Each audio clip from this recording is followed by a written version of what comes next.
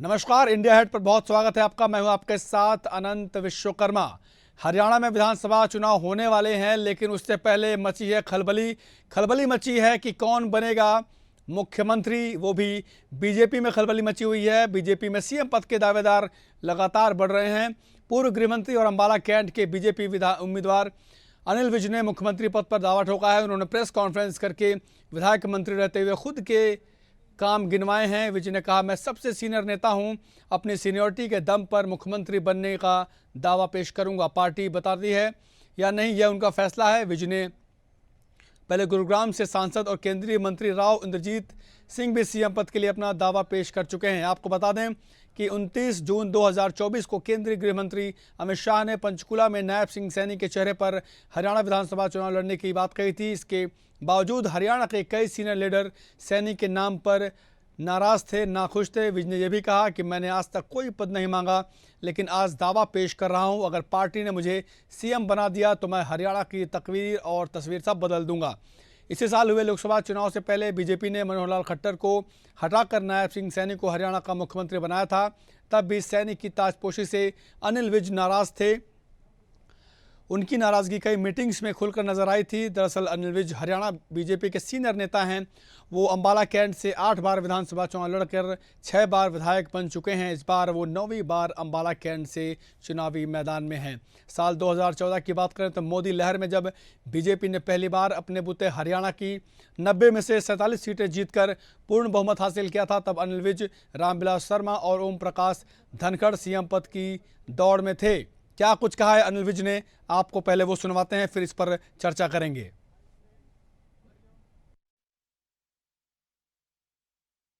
हरियाणा में भारतीय जनता पार्टी का सबसे वरिष्ठ विधायक हूं। मैं 6 बार चुनाव लड़ चुका हूं, जीत चुका हूं और 7वीं बार मैं चुनाव लड़ रहा हूं।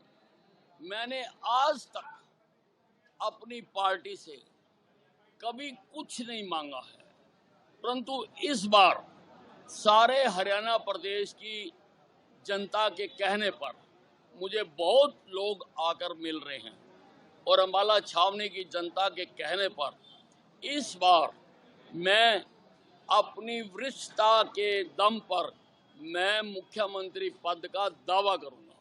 बनाना या ना बनाना ये हाईकमांड का काम है, लेकिन अगर मुझे बनाते हैं मैं हरियाणा की तकदीर बदल दूंगा, मैं हरियाणा की तस्वीर बदल। तो ये आपने सुना अनिल विज को, जिन्होंने साफ तौर पर कहा है कि अगर मुझे सीएम बनाया जाता है तो मैं हरियाणा की तस्वीर और तकदीर दोनों बदल दूंगा। सवाल कई उठ रहे हैं कि आखिर बीजेपी में कितने चेहरे हैं सीएम पद की रेस में। और इस खबर पर अधिक चर्चा करने के लिए हमारे साथ राष्ट्र कुमार दहिया बीजेपी से हैं, साथ ही हैं ललित अरोड़ा जो कि कांग्रेस से हमारे साथ हैं। बहुत बहुत स्वागत है आप दोनों मेहमानों का।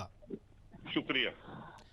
सबसे पहले मेरा सवाल दहिया जी से है कि आपके बीजेपी में अभी तक तो चुनाव अभी हुए नहीं है, हरियाणा में विधानसभा चुनाव, लेकिन कई चेहरे आ गए हैं जो खुद को सीएम पद की रेस में बता रहे हैं। अभी ताजा बयान आपने सुना होगा अनिल विज का, इस पर क्या कुछ प्रतिक्रिया आपकी?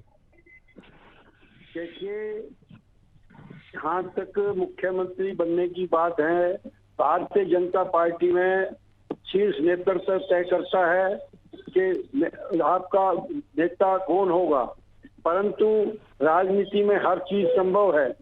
अनिल विज हमारे बहुत वरिष्ठ नेता हैं।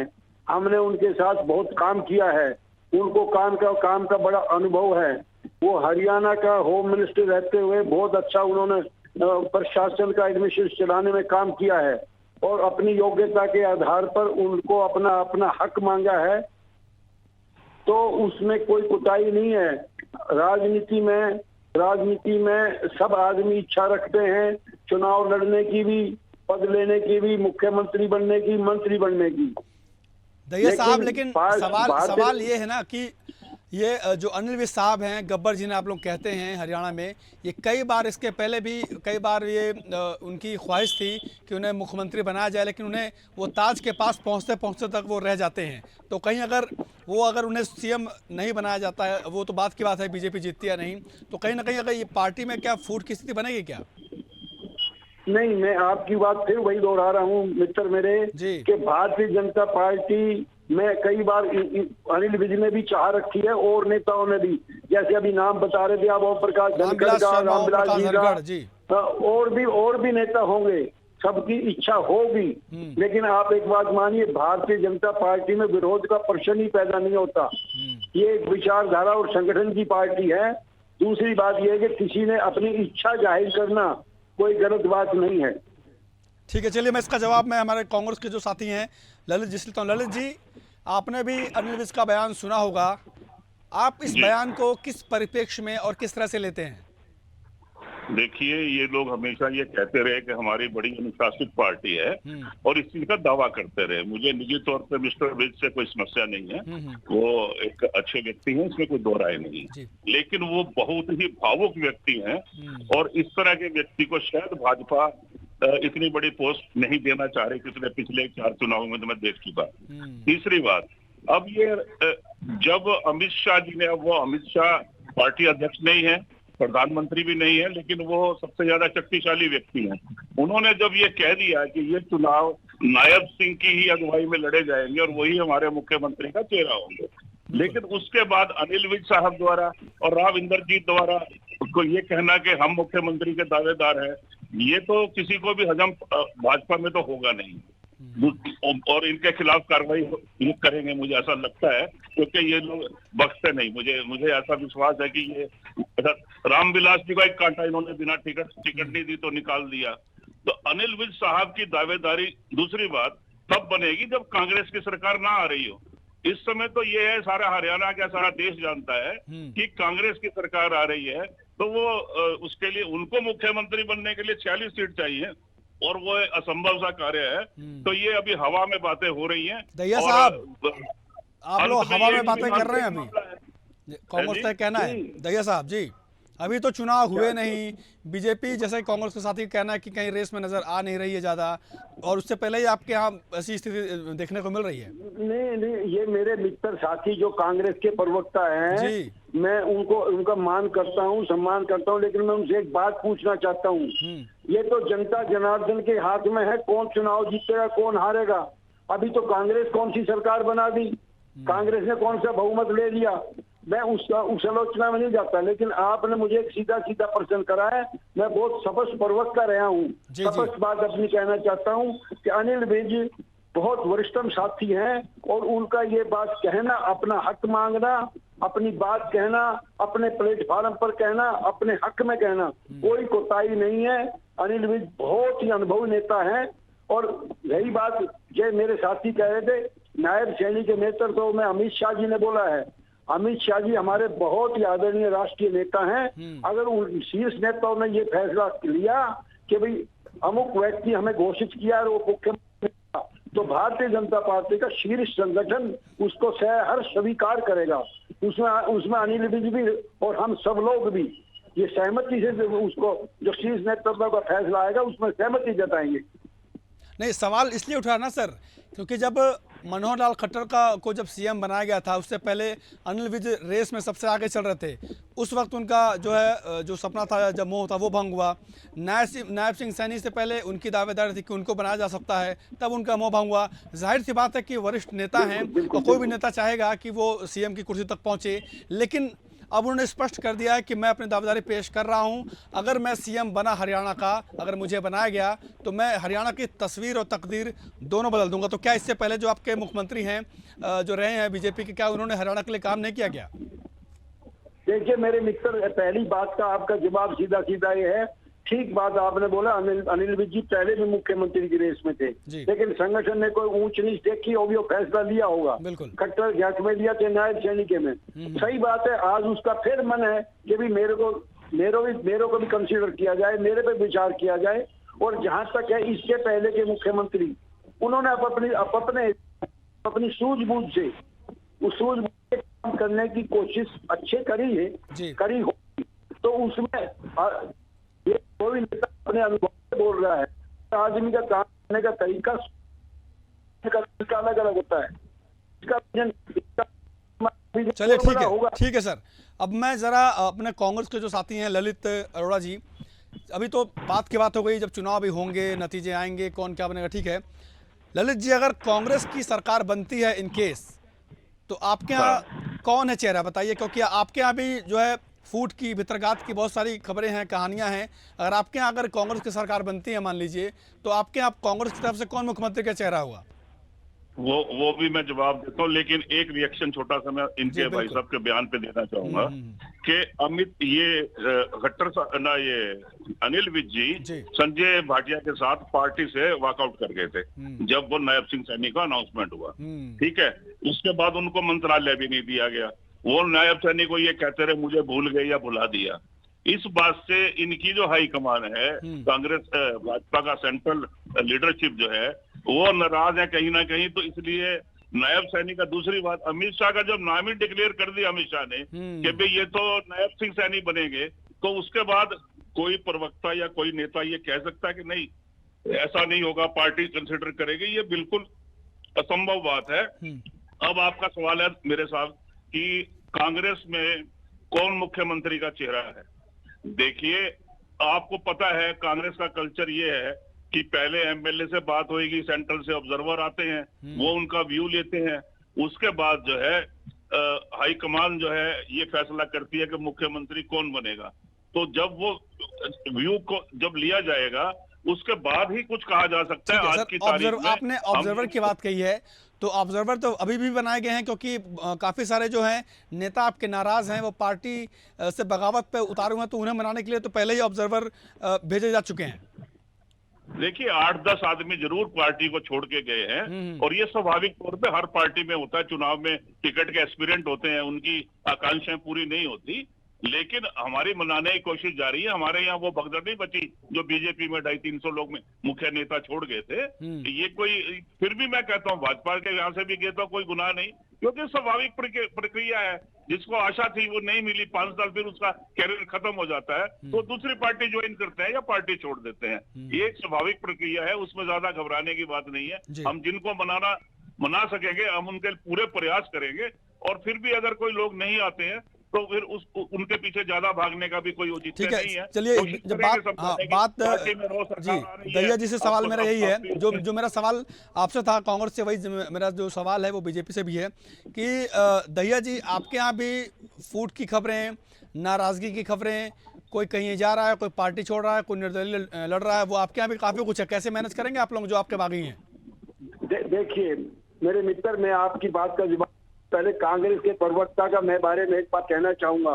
इन्होंने अब तक आपकी बात का जवाब नहीं दिया। भाई हमने अपना चेहरा, मान लो ये कह रहे हैं अमित शाह ने नायब सैनी को डिक्लेयर कर दिया, हम उसके नेतृत्व में चुनाव लड़ रहे हैं, हमने स्वीकार करा इनकी बात का। ये भी अपना नेतृत्व डिक्लेयर करें ना, किसको मुख्यमंत्री बना रहे हैं। नहीं, इन्हें तो बता दिया कि हमारे यहाँ हायरार्की है। इन्होंने कहा कि हमारे यहाँ पहले विधायक चुनेंगे, आला कमान चुनेंगे, इस तमाम तरह के जो बातें कही। नहीं, आला कमान जो कहेगा तो फिर आप उससे स्वीकार करो ना। फिर आला कमान आपके पास है तो आला कमान दूसरे के पास भी हो सकता है। जी, बात सही है। देखिए अरोड़ा जी, आपके यहाँ भी है, कांग्रेस में तो है। देखिए हुड्डा का अलग चल रहा है, आपका कुमारी सैलजा का अलग चल रहा है, आपका रणदीप सुरजेवाला का अलग चल रहा है, आपके यहाँ कांग्रेस में ज्यादा दिखाई दे रही है। और ये समझाने वाली बात जो है ना, वो आपको अच्छी तरह पता है। शैलजा जी क्या बोल रही है, सुरजेवाला जी भी हैं, क्या बोला जा रहा है, आप राजनीति किस रूप से लेके जा रहे हैं, वो सरल और बढ़िया ढंग से आप मेरे से अच्छी तरह जानते हो। लेकिन मेरी आदत किसी की आलोचना करना नहीं है। मेरी बात सिर्फ इतनी है कि भारतीय जनता पार्टी एक टिकाऊ दल है, विचार को लेकर चलने वाला दल है, मजबूत कार्यकर्ता है, मजबूत साथी हैं, एक परमानेंट बढ़िया संगठन है, बिगड़े और टिकड़े संगठन नहीं है जी। आप उसके बारे में आप अपना संगठन भी ऐसे बनाइए, हमने कब रोका आपको। लेकिन आप किसी की आलोचना करने से पहले अपने गिरेबान में झांकिए। भारतीय जनता पार्टी का कुनबा परिवार कितना नाराज है, कितना, वो हमारा काम है। आप अपने परिवार को डांटिए, आप अपने परिवार में काम करिए मेरे मित्र। अरोड़ा जी, भाई भाई हाँ। इनने भी वही सवाल किया जो मैंने आपसे पूछा था कि चलिए इनके यहाँ तो मान लीजिए शाह साहब ने कह दिया कि सैनी साहब के नेतृत्व में चुनाव लड़ा जाएगा, बट ठीक है बहुत सारे आते हैं उम्मीदवार जो अपने आप को सीएम पद की रेस में कहते हैं। चलिए आपके मान लीजिए आपकी पार्टी जीतती है, कांग्रेस जीतती है हरियाणा में, तो आपके यहाँ कौन चेहरा होगा सीएम का? देखिए मैंने पहले ही बोला जी। कि हमने आज तक किसी भी स्टेट में नॉर्मली, मतलब अब नॉर्मल तो अलग बात है, नॉर्मली हमने चेहरा हम नहीं, पिछले 10-15 साल का रिकॉर्ड देख लीजिए, चेहरा आप घोषित नहीं पहले किया जाता है। एमएलए जब चुने जाएंगे उनकी राय से जो होगा होगा। दूसरी बात, इनके यहाँ अमित शाह ही हाई कमांड है, इसका मतलब ये है ना जो ये कह रहे हैं, ये बात समझनी पड़ेगी कि एक एकल राज है हमारे यहाँ पे। मैं संगठन बोल रहा हूँ, संगठन। अमित शाह हमारा नेता है, उसमें क्या मोदी हमारा नेता है, नड्डा हमारा नेता है। पार्टी में एक कोर ग्रुप होता है, एक कमेटी होती है, कमांड डिसाइड करती है, वो अपने समय से डिसाइड करेंगे। तो भूपेंद्र चलिए अरोड़ा जी, चलिए ठीक है, इस विवाद को मैं थोड़ा सा एक मैं रास्ता देता हूँ। अरोड़ा जी सुनिए ना, अरोड़ा जी। इंद्रजीत के आपके चेहरा वो नहीं थे क्या मेरे को दावेदारी है क्या? अनिल विज ने दावेदारी इसी बात पर